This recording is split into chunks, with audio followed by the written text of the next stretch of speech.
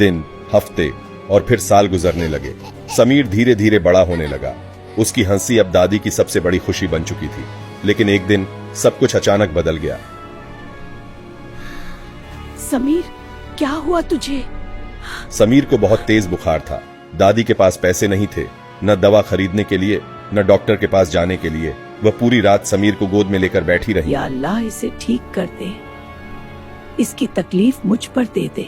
उसके माथे पर गीला कपड़ा रखती रही। समीर दर्द से कराह रहा था और दादी की आंखों से आंसू रुक ही नहीं रहे थे। एक पल के लिए दादी के मन में आया, क्या मैं कहीं से कुछ पैसे चुरा लूं? नहीं, ये गलत होगा, अल्लाह सब देख रहा है। लेकिन अगले ही पल उन्हें अल्लाह का ख्याल आया। दादी ने चोरी नहीं की, बस दुआ करती रही और समीर को सीने से लगाए बैठी रही। सुबह होते होते समीर का बुखार थोड़ा कम हुआ। दादी ने राहत की सांस ली। शुक्र है मेरा बच्चा ठीक हो रहा है।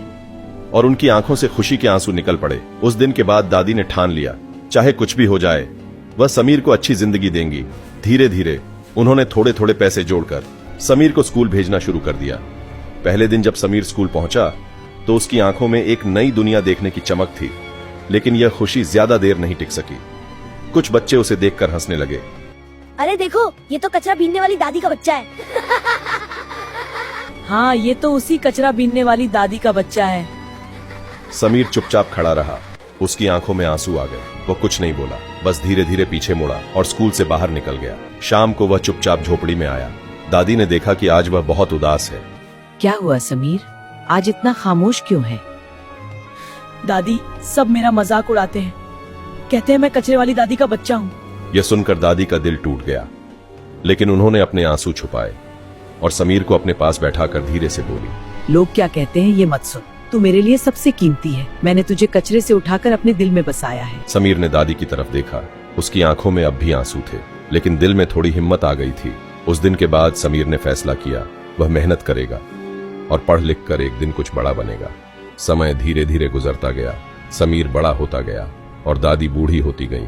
अब समीर समझदार हो चुका था। उसे अपनी गरीबी का एहसास था और दादी की कुर्बानी का भी। एक दिन उसने दादी से कहा, दादी, मैं शहर जाऊंगा, काम करूंगा और आपकी जिंदगी बदल दूंगा। क्या तू मुझे छोड़कर जाएगा? नहीं दादी, मैं आपको छोड़कर नहीं जा रहा, मैं आपके लिए जा रहा हूँ। दादी की आंखों में आंसू आ गए, लेकिन उन्होंने समीर को रोका नहीं।